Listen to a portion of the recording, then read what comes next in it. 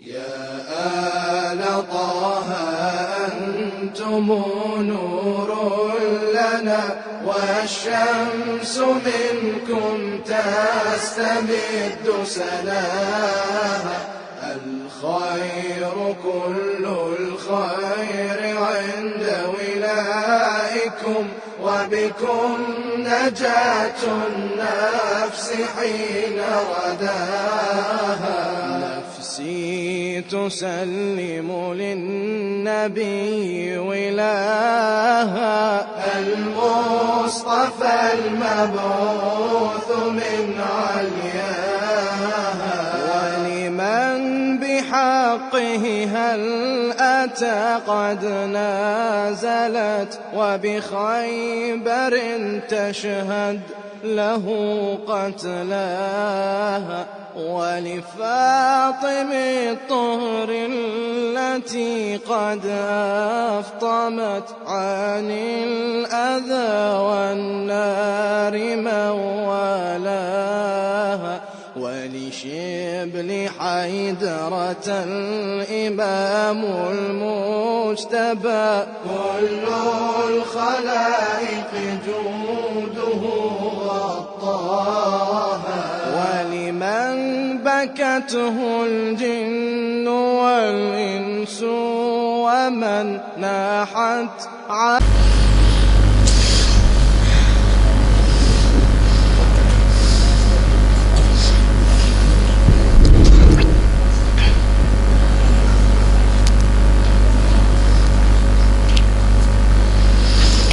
Bismillahirrahmanirrahim.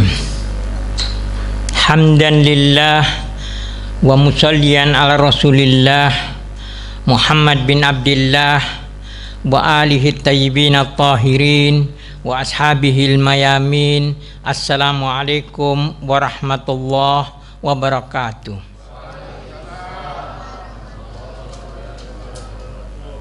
Hari ini kita memperingati yaitu syahidnya Imam Husain alaihissalam yang nanti sampai hari ke-10.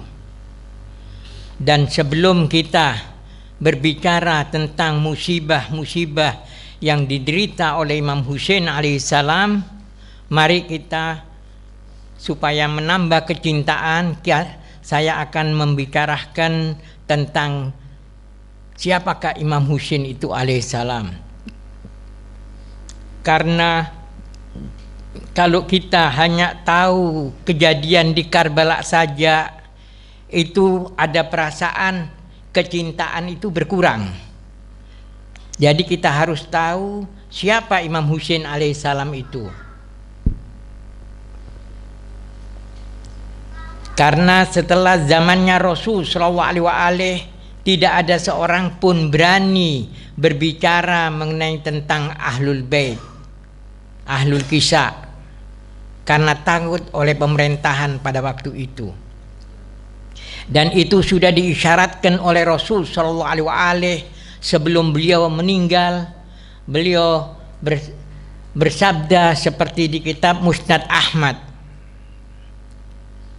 Rasul sallallahu alaihi bersabda, "Inna ahla baiti sayalqauna min ba'di qatlan wa tatridan wa tashridan wa inna ashaddu lana bughdhan Bani Umayyah, Bani Mughirah, Bani Makhzum." Hadis sahih isnadnya, di mana Rasul sallallahu alaihi bersabda, "Sesungguhnya ahli baitku sepeninggalku nanti mereka akan dibunuh, mereka akan diusir, pindah dari satu tempat ke tempat yang lain, dan paling bencinya kepada ahlul baitku kata Rasul sallallahu alaihi yaitu Bani Umayyah, yang sudah kita tahu bagaimana Bani Umayyah itu terhadap ahlul bait setelah Rasul sallallahu alaihi meninggal. Kemudian Bani Mughirah itu salah satunya yaitu seperti di hadis di Bukhari dikatakan, yaitu kedua orang tuanya Nabi meninggalnya dalam keadaan mati kafir.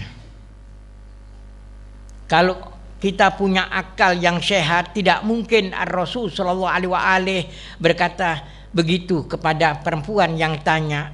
Satu orang tanya kepada Rasul sallallahu alaihi wasallam, seorang perempuan tua, "Ya Rasulullah, di mana orang tuaku?" Kemudian Rasul sallallahu alaihi wasallam mengatakan finnar. Akhirnya perempuan itu nangis, kembali balikkan muka, kau dipanggil sini. Begitu juga kedua orang tuaku di neraka.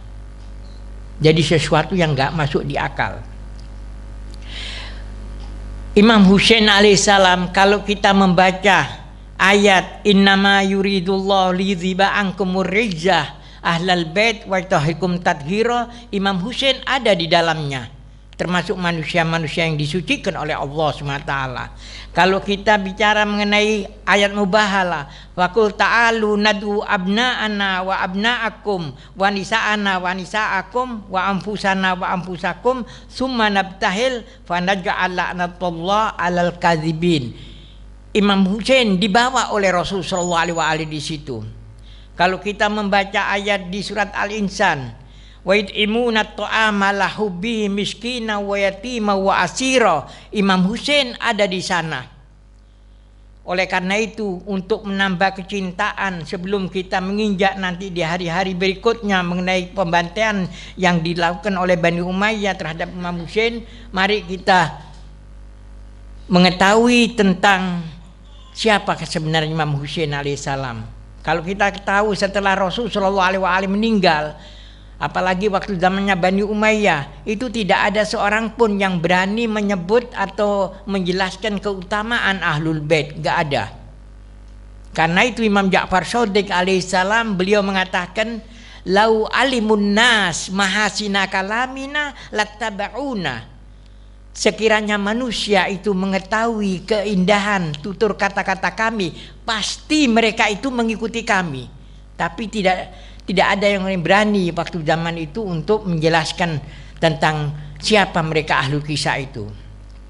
Karena itu saya lebih condong membawakan dengan riwayat-riwayat supaya kita lebih mantap bahwa apa-apa yang diisyaratkan oleh Rasul sallallahu alaihi wasallam dan ahli baitnya mengenai tentang Imam Husain ini untuk menambah kecintaan kita kepada mereka. Di kitab Bihar Anwar, su'ilan Nabi sallallahu alaihi wasallam, ayu ahli baitika ahabbu ilaik. Rasul sallallahu alaihi wasallam ditanya, siapakah dari ahli baitmu yang paling kamu cintai? Kemudian Rasul sallallahu alaihi wasallam mengatakan Al-Hasan wal Husain, yaitu Imam Hasan dan Imam Husain alaihissalam. Man ahabbahuma, barang siapa cinta kepada keduanya, ahbabtuhu, barang siapa cinta kepada keduanya, aku cinta kepada orang tersebut. Wa man ahbabtuhu, barang siapa yang aku sudah cinta kepadanya, orang itu sudah aku cintai, ahabballahu, Allah pasti cinta kepada orang yang cinta kepada Imam Hasan sama Imam Husain. Wa man ahabballah, barang siapa yang sudah dicintai oleh Allah, adkhalahul jannah, maka Allah akan memasukkan ke surga. Semoga kita termasuk orang yang diisyaratkan oleh Rasul sallallahu alaihi wasallam. Waman abghadahuma, barang siapa benci kepada keduanya, Al Hasan dan Al Husain, abghadtu, aku benci kepada orang tersebut. Waman abghadtuhu, dan barang siapa yang aku benci kepadanya, abghadahullah, Allah pasti benci kepada orang tersebut. Waman abghadahullah khalladahun nar, barang siapa yang sudah dibenci oleh Allah, maka dia akan hidup kekal di neraka jahanam. Kemudian Rasul sallallahu alaihi wasallam menyatakan juga, berbicara di depan manusia semuanya, ayuhan nas wa man ahabbani wa ahabba hadaini wa abahuma wa ummuhuma kana ma'i fi darajati fil jannah yaumal qiyamah. Wahai manusia, barang siapa cinta kepadaku dan cinta kepada keduanya, yaitu Al Hasan wal Husain, dan cinta kepada kedua orang tuanya, yaitu Imam Ali bin Abi Thalib alaihissalam dan Fatimah Zahra alaihissalam, orang itu nanti kana ma'i fi darajat, nanti dia itu akan kumpul dengan kita orang, kata untuk dengan aku di surga nanti di hari kiamat. Hanya masalah cinta itu Bagaimana puncaknya cinta? Puncaknya cinta yaitu seperti yang dikatakan oleh Imam Ja'far Shadiq alaihissalam. Beliau mengatakan, man ahabbana falya'mal bi amalina. Barang siapa cinta kepada kami Ahlul Bait, maka beramallah sesuai amalan kita, amalan Ahlul Bait. Alhamdulillah kita mengamalkan semua apa-apa yang diamalkan oleh Ahlul Bait. Insya Allah kita termasuk orang yang puncaknya kecintaan kepada Rasul Shallallahu Alaihi Wasallam dan Ahlul Baitnya.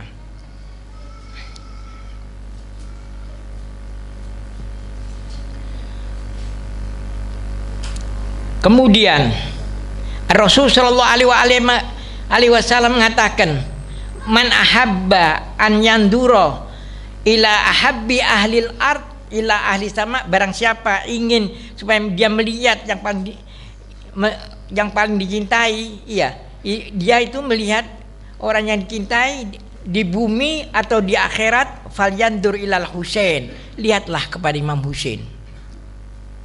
Innamal Husain alaihissalam babun min abwabil jannah. Imam Husain itu merupakan pintu dari pintu-pintunya surga.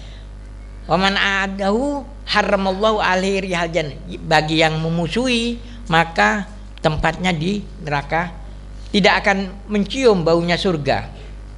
Baik, kalau kita lihat bagaimana orang yang membunuh Imam Husain, kemudian menteteskan darahnya Imam Husain, kemudian diinjak-injak kuda yang menginjak dadanya. Karena kecintaan Rasulullah SAW kepada Imam Husain ini luar biasa. Abdullah bin Abbas beliau mengatakan bahwa Rasulullah sallallahu alaihi yuhibbul Husain alaihissalam wa yahmilu ala katifai wa yuqabbil safatai. Jadi kalau Rasul keluar itu selalu digendong. Imam Husain selalu digendong, kemudian ditaruh di bahunya gini, kemudian dicium-ciumi. Itu Rasul sallallahu alaihi wasallam. Satu kali waktu Rasul sallallahu alaihi wasallam berjalan melalui pintu rumahnya Sayyidah Fatimah Zahra alaihissalam. Marra Rasul sallallahu alaihi wasallam ala baiti Fatimah alaihissalam wa sami al Husain alaihissalam jabki. Rasul mendengar Imam Husain nangis di dalam. Kemudian Rasul masuk, kemudian berkata kepada Fatimah, ya bunayya sakitihi alam ta'lami anna buka'ahu yu'zini. Wahai Fatimah, wahai putriku, diamkan anak ini. Apa kamu tidak tahu bahwa nangisnya anak ini mengganggu aku? Nangisnya saja sudah mengganggu Rasul sallallahu alaihi wasallam. Bagaimana dengan orang-orang yang di padang Karbala yang membunuh? Dan memang bulan Muharram itu merupakan bulan kesedihan, di mana Imam Ridho alaihissalam berbicara mengenai tentang ayahnya, yaitu Imam Musa al-Kadzim alaihissalam.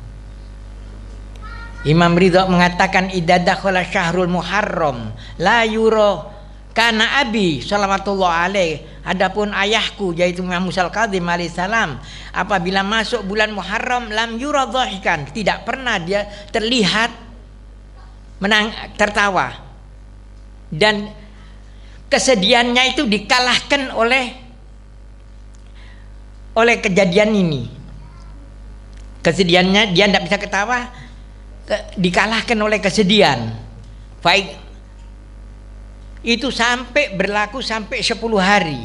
Faidza kanal yaumul ashir, kalau sudah sampai hari ke-10, kana zalikal yaum yauma musibatu wa husni wa bukai. Kalau sudah sampai hari ke-10, itu hari kesedihannya dan nangisnya. Dan ayahku berkata, hadzal ladzi qutila fihi al-Husain alaihissalam. Di hari inilah Imam Husain terbunuh.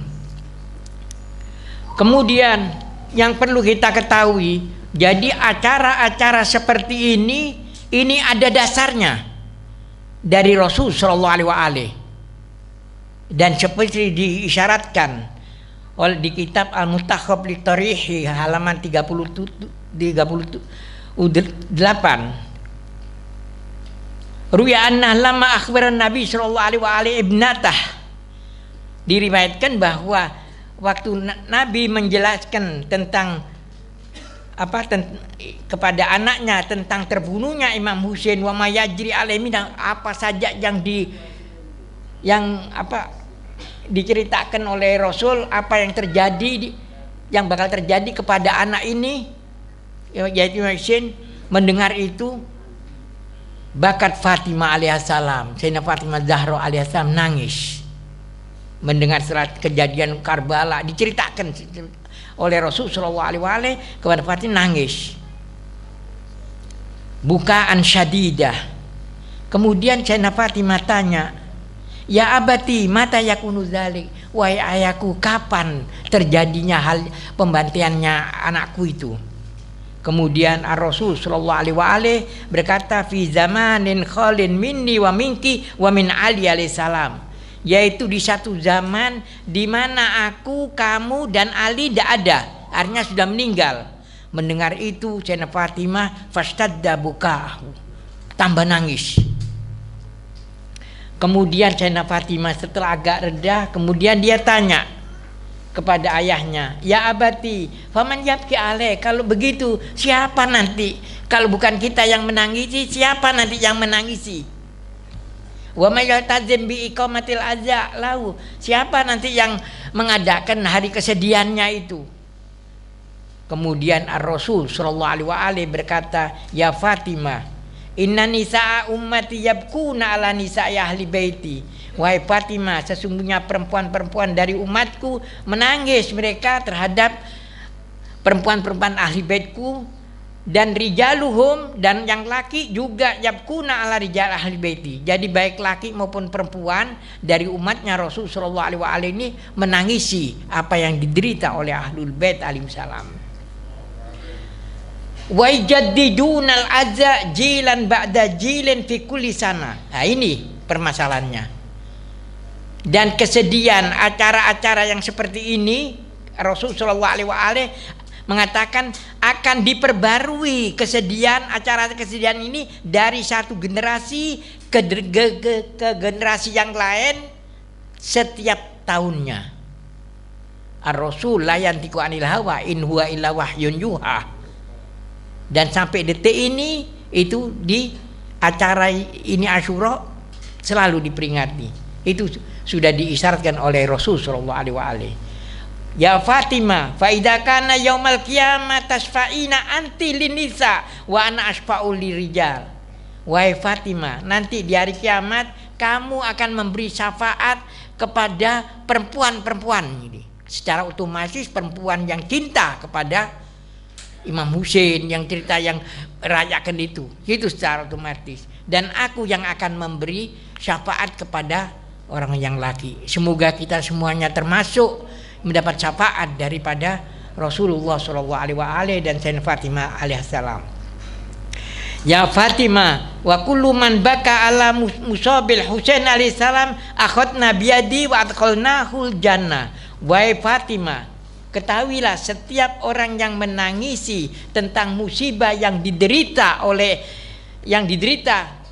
Imam Husain, itu orang nanti aku ambil tangannya, kemudian aku masukkan ke surga.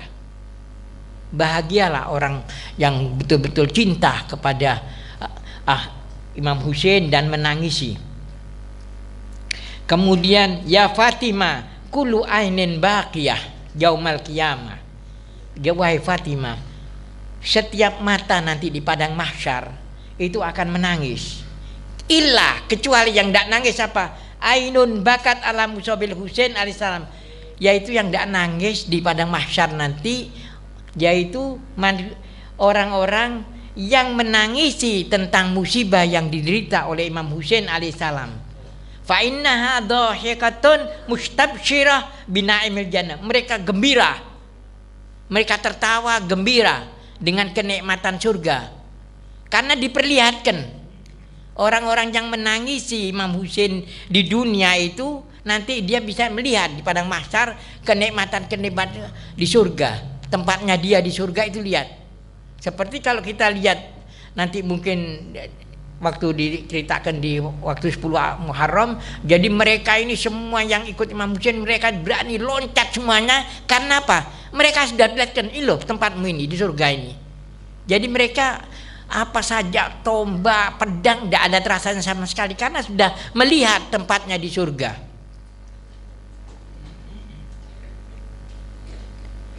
Imam Ridho alaihissalam dia berkata kepada Royan bin Syubaib,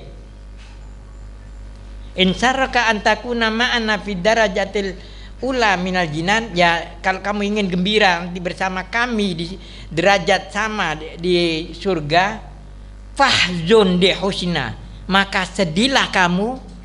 Bicaranya kepada Royan bin Syubaib, tapi untuk generasi terus sampai kita. Gembira, sedihlah kamu dengan kesedihan kami, wafrah li farahina, dan kamu gembira dengan kegembiraan kami. Artinya kalau umpamanya syahadanya Aimah kita susah, sedih, tapi waktu gembira kelahirannya Aimah kita sedih. Wa alaika biwilayatina, dan kewajiban bagimu untuk berwilayah kepada kami. Walau anna rajulan tawalla hajaron, sekiranya seseorang dia itu menjadikan berwilayah kepada batu, maka dia akan dikumpulkan di hari kiamat dengan batu tersebut. Karena nanti di padang mahsyar itu seperti yang kita tahu di surat Isra, yauma nad'u kulla unasim bi imamihim. Di hari itu kami, Allah berfirman, di hari itu yauma nad'u di hari ini aku memanggil semua dengan imam-imamnya. Jadi waktu kita dikumpulkan semua di padang mahsyar, mulai dari zamannya Nabi Adam sampai hari kiamat dikumpulkan semuanya, itu kemudian imam-imamnya itu sudah muncul, kelihatan di situ. Jadi semua orang masuk ke barisannya. Ini aku, ini imamku. Yang imam yang lain-lain ya ikut. Ya ada yang nyembah batu, ikut ke batu semuanya.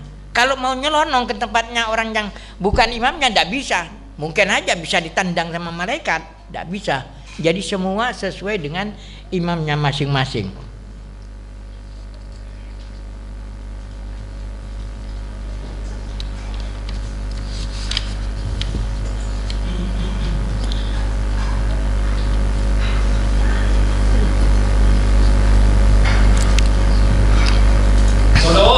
Allahumma sholli ala Muhammad wa ali Muhammad. Allahumma sholli ala Muhammad wa ali Muhammad. Allahumma sholli ala Muhammad wa ali Muhammad.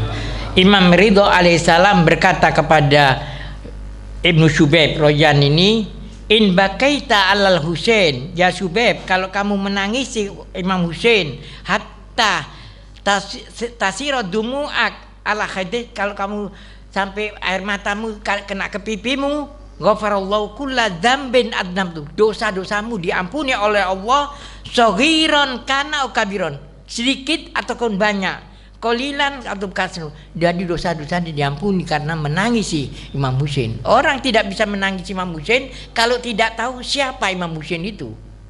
Itu yang perlu kita ketahui. Imam Ja'far Shadiq alaihissalam beliau berkata, man dzukirna indahu wa fadat ainahu haramallahu wajhahu 'alan nar. Kalau disebut nama-nama Ahlul Bait kemudian dia menangis, maka mereka ini semuanya akan masuk ke, dibebaskan dari api neraka.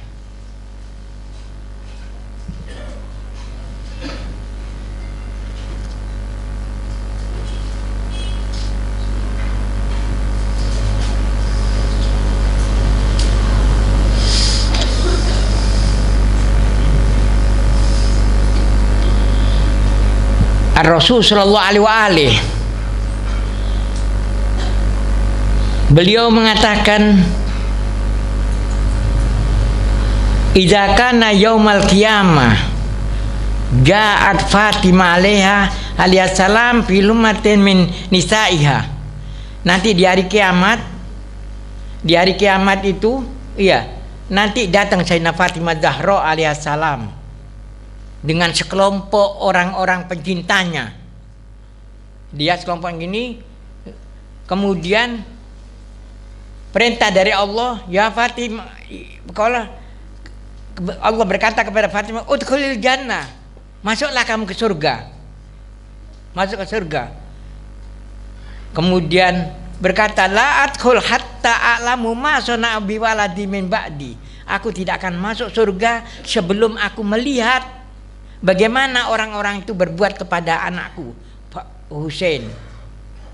Kemudian Allah bersabda, unduri, lihatlah fi qalbil kiamat, di tengah-tengah padang mahsyar itu kiamat. Kemudian Sayyidah Fatimah alaihissalam melihat, Sayyidah Fatimah alaihissalam kemudian melihat Imam Fantaduru ilal Husain alaihissalam qaiman walaisa laha ra's. Kemudian melihat Sayyidah Fatimah melihat Imam Husain berdiri tegak tanpa kepala. Berdiri tegak tanpa kepala. Melihat gitu menjeritlah Fatimah, dan orang-orang sekitarnya belakangnya itu juga menjerit. Begitu juga malaikat menjerit disebabkan tangisannya, jeritannya Sayyidah Fatimah. Allah marah terhadap mereka itu. Fa yaghdabullahu azza wa jalla inda dzalik. Kemudian memerintahkan kepada Allah memerintahkan kepada di neraka itu ada nama, yaitu bahwa banyak murunnar yuqalu laha hab-hab. Di neraka jahanam ini ada neraka yang apinya namanya hab-hab. Hab-hab ini, iya, itu sudah 1000 tahun merah terus sampai jadi iswadat warnanya, sampai jadi hitam warnanya karena panasnya. Layat huluha ruh abad, satu orang pun tidak akan masuk di situ, walayah minna abad, tidak bisa keluar. Kemudian disitulah pembunuh-pembunuhnya Imam Husain dimasuk ke neraka yang namanya hab-hab. Begitu juga orang yang simpati kepada dia dimasukkan situ.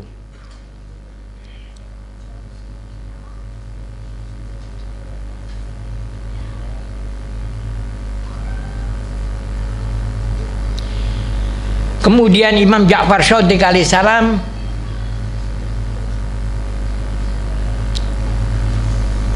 berkata, rahimallah syi'atana, semoga Allah merahmati pengikut kami. Humul mu'minun, mereka itu syi'atuna itu mukminin, orang yang mukmin. Wallahi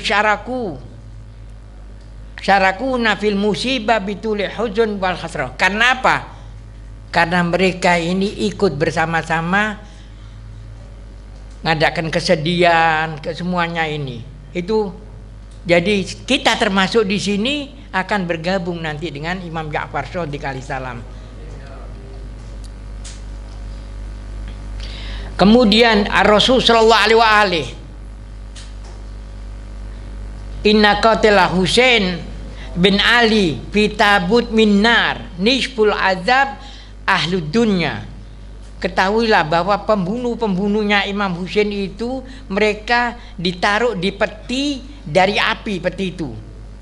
Dan peti siksaan itu, siksaan separuh penduduk dunia, penduduk neraka jahanam itu, panasnya itu ada di peti itu. Dan mereka ini diikat, tangan dan kakinya diikat dengan mata rantai, dan dia akan dilemparkan terjungkal ke dalam api sampai mencapai dasar neraka. Dia akan mengeluarkan bau yang sangat menyengat, sampai orang-orang yang di neraka karena siksaan kayak gitu, baunya orang-orang yang pembunuh Imam Husain itu, orang-orang di neraka itu minta perlindungan dari Allah dari bau yang luar biasa itu. Dan setiap hancur badannya, badalnahum juludan akhor. Kalau sudah hancur badannya, diganti badan yang baru, terus disiksa. Begitulah siksaan-siksaan kepada orang-orang yang ikut tentaranya Yazid dan mereka juga merasakan bagaimana panasnya baunya di neraka itu. Dan perlu kita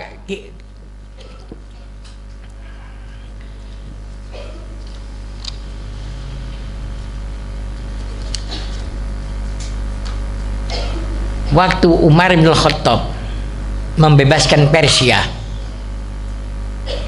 kemudian tawanan-tawanan termasuk Raja Kisra Persia, iya, yang namanya menurut Imam Ja'far Shadiq, iya, itu namanya diganti oleh Imam Ali Syahrbanu. Imam Ja'far Shadiq alaihissalam waktu rombongan ini Yazdajid ini, iya, itu sudah dimasuk di Madinah, iya, masuk Madinah, kemudian masuk Madinah, terus di dekat masjidnya Nabi SAW masuk rombongan yang tawanan-tawanan ini, termasuk putrinya Kisra ini Syahrbanu, ia masuk situ, dia masuk situ, kemudian wajahnya itu luar biasa, kecantikannya luar biasa. Terus Umar lihat kayak si perempuan ini, Syahrbanu melihat Umar, terus dia malingkan badannya, tidak mau ngelihat itu. Nah, kemudian setelah itu, kemudian Imam Ali mengatakan, ya waktu ngelihat ini, Umar lihat terus tutup mukanya perempuan itu. Umar lihat kayak gitu, ngamuk, mau marah dia. Faqadaba Umar, kemudian Imam Ali berkata, laisa laka dzalika arid, ente tidak bisa urusan ini, biar ente palingkan mukamu, palingkan dengan Syahrbanu ini, karena sesungguhnya dia ini melihat itu antara rajulan muslimin, dia kepingin mau kawin dengan kaum muslimin, salah satu kaum muslimin. Kemudian Imam Ali mendekati, tanya, Mas Mukhi, siapa namamu? Jihan Shah, namanya Raja Kisra Persia, Jihan Shah. Kemudian Imam Ali mengatakan, bal Syahrbanu. Kemudian Imam Ali alaihissalam menoleh kepada Imam Husain.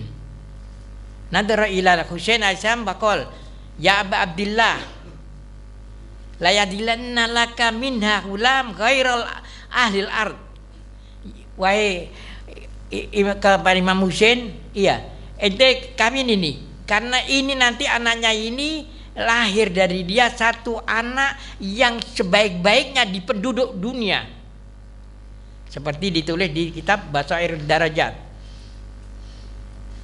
Kemudian Imam Ali mengatakan kepada Imam Husain, kemudian ihtafid biha wa ahsin ilaihi, jaga perempuan ini dan kamu berbuat baik kepada ini, dia akan melahirkan sebaik-baik fatatalidu laka khaira ahlil ard fi zamani di ba'dak. Dan ini orang yang paling baik nanti di zamannya setelah engkau ya Husain. Yaitu dan dia itu ummul ausia adzuriyah thayyibah. Dan ini nanti keturunannya gini. Jadi kawin. Kemudian kawin, punya anak Ali Zainal Abidin. Nah, mengapa begini tadi dia melihat melihat laki-laki di tawanan itu? Ini sebabnya. Dia melihat perempuan ini, melihat Imam Husain, iya, karena apa? Sebelum kejadian si Syahrbanu ini, dia ra'at Fatimah alaihissalam. Dia mimpi melihat Fatimah Zahra alaihissalam. Wa aslamat qabla an jatuh askarin. Dia masuk Islam, di dalam mimpi itu masuk Islam sebelum dia ditawan. Kemudian Dia perempuan ini tanya wakolat, ra'aitu fil manam gobla wurudi askaril muslimin. Aku mimpi ini sebelum tentara kaum muslimin ini nganken itu. Wa ka'anna Muhammad sallallahu alaihi wa alihi dakhala darina. Aku mimpi seakan-akan Rasul sallallahu alaihi wa alihi dengan Imam Husain masuk ke rumahnya. Kemudian Rasul duduk, waqada mal Husain duduk Husain, kemudian Rasul meminang perempuan ini. Kemudian aku dikawinkan oleh Rasul. Ini dalam mimpi sebelum kejadian di ditawan. Palama asbahat, dengan waktu pagi terus dia terpengaruh sama ini. Karena itu di malam keduanya dia lihat lagi ra'aitu Fatimah. Falamma kana fi lailatin tsaniyah ra'aitu Fatimah alias binti Muhammad alaihissalam qad atatni. Fatimah datang kepada dia. Kemudian aku untuk kedua kalinya aku mengucapkan aku masuk Islam. Kemudian Fatimah mengatakan, kamu akan nanti ditawan, kamu akan ditawan, iya, dan tidak ada saat kamu akan dekat sama aku nanti dalam waktu dekat, dan tidak seorang pun akan memegang kamu. Di dalam tawanan kamu ditawan, tidak ada seorang pun yang memegang kamu. Kemudian dia bilang, wa kana min hal anni kharatu ilal Madinah ma massa yadil isan. Aku masuk Madinah waktu ditawan, tidak ada seorang pun yang mereka ini menyentuh aku. Jadi sentuhan pertama yaitu kawin dengan Imam Husain. Jadi sudah diisyaratkan oleh Rasul sallallahu alaihi hal itu. Kemudian ini sekelumit daripada apa yang saya jelaskan di sini untuk menambah kita kecintaan kita. Kita sudah cinta kepada Imam Husain dengan banyak ini. Terus waktu kita mendengar cerita-cerita, Pak insyaallah ini hanya perlu kita ketahui dari Imam Ja'far Shadiq alaihissalam meriwayatkan satu hadis di mana Ar-Rasul sallallahu alaihi wasallam ini penting dari segala-galanya yang penting. Satu orang tanya kepada Rasul, "Ya Rasulullah, apa kewajiban saya kepada kedua orang tua?" Kemudian Rasul sallallahu alaihi wasallam mengatakan, "Jannatuka wa naruka inda walidaik." Surgamu dan nerakamu ada di orang tua. Ini sebagai pendidikan bagi kita. Ini yang terpenting. Kalau kita melanggar ini, semuanya tidak ada artinya. Surgamu dan nerakamu ada di orang tua. Kemudian kita kembalikan kepada firman-Nya Allah. Wa qadara rabbuka alla ta'budu illa iyyah wa bil walidaini ihsana. Setelah Allah menentukan untuk orang tidak menyembah kecuali kepada Allah, kemudian berbuat baik kepada kedua orang tua. Jadi habis Allah berbuat baik kepada kedua orang tua. Dan Ar-Rasul sallallahu alaihi wasallam mengatakan akbarul kabair syirkun billah wa uququl walidain. Kebalikannya ayat tadi. Dosa yang paling besar yaitu dosa menyekutukan Allah dan durhaka sama orang tua. Dan kedudukan di dalam doa antara Rasul, kalau tadi ini Al-Quran, nah ini kedudukan doa Rasul dengan orang tua itu tidak ada bedanya, sama seperti Imam Muhammad Baqir alaihissalam, beliau mengatakan doaul walidain li waladihi ka doaun nabi li ummati. Doanya kedua orang tua kepada anaknya seperti doanya Nabi kepada umatnya, terkabul. Ini harus kita jaga anak keturunan kita, karena kita kalau tidak orang tua, ya kita ini anak dari orang tua. Jadi harus turun temurun kita pegang ini keselamatan kita. Dan ingat, jangan sampai sekali-kali kita ada perasaan tidak senang kepada orang tua.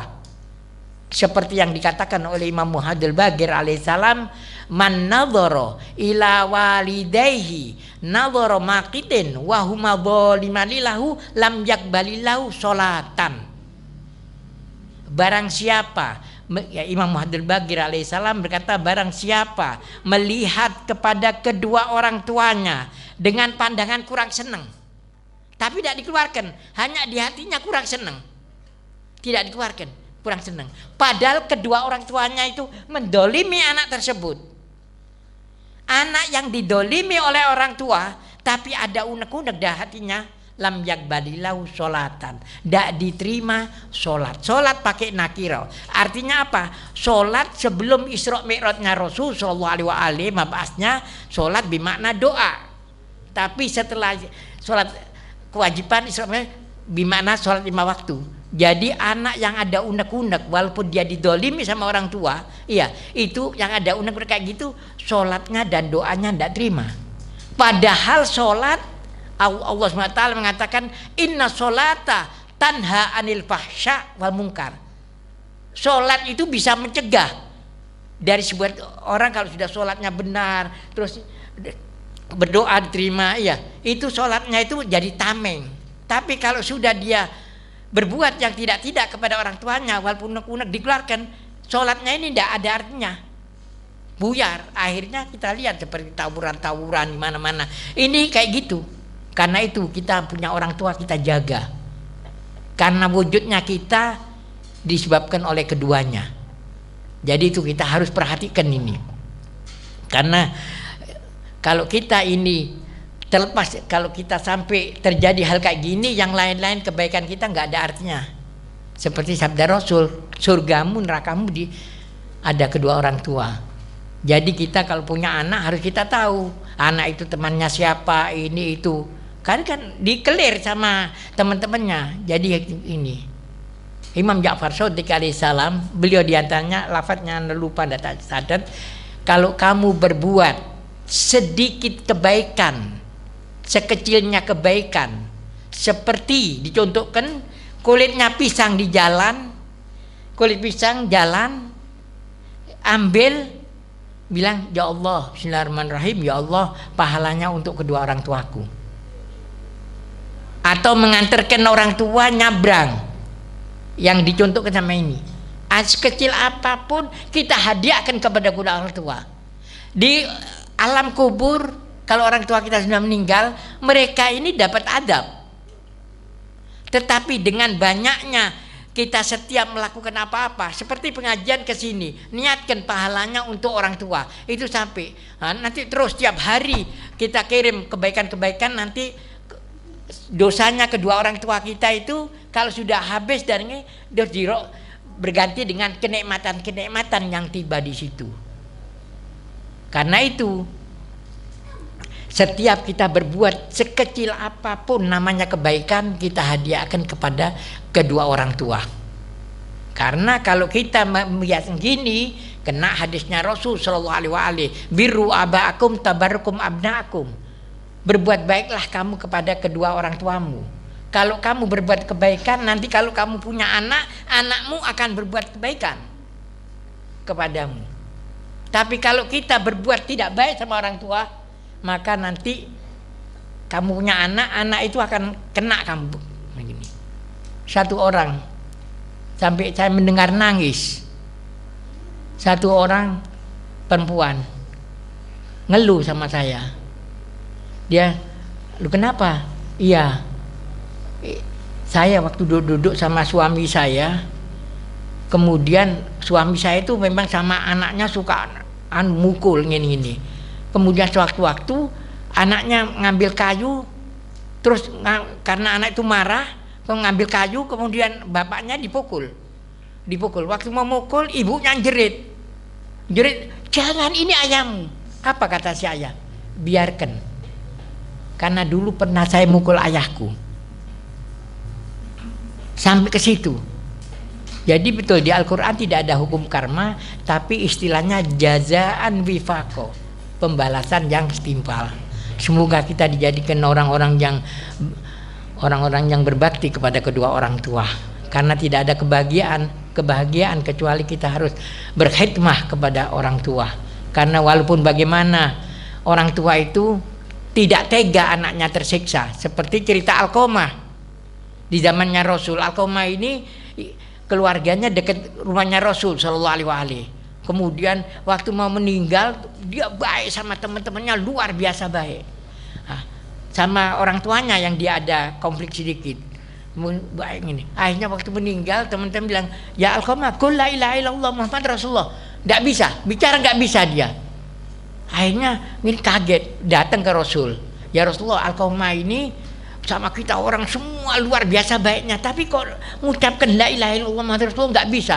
Datang Rasul sallallahu alaihi wasallam. Kemudian Rasul mengatakan, ya Alqamah, qul la ilaha illallah wa ana Rasulullah. Nggak bisa.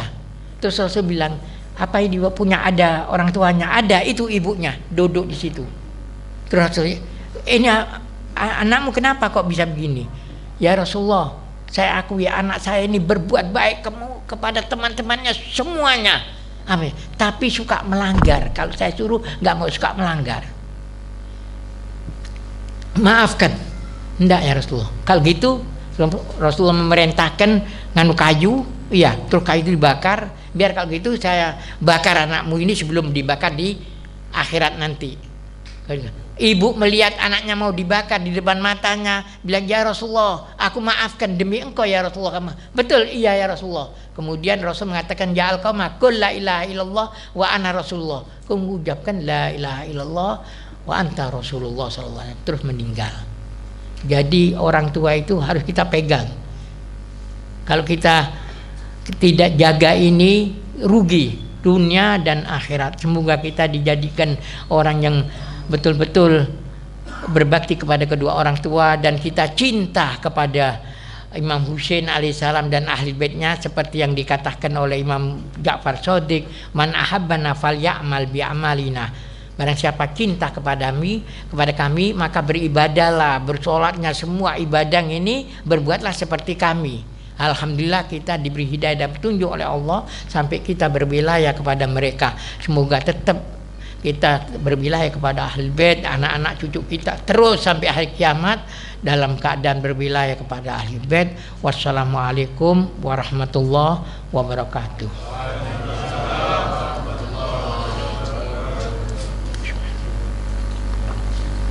Sallu ala Muhammad wa ali Muhammad.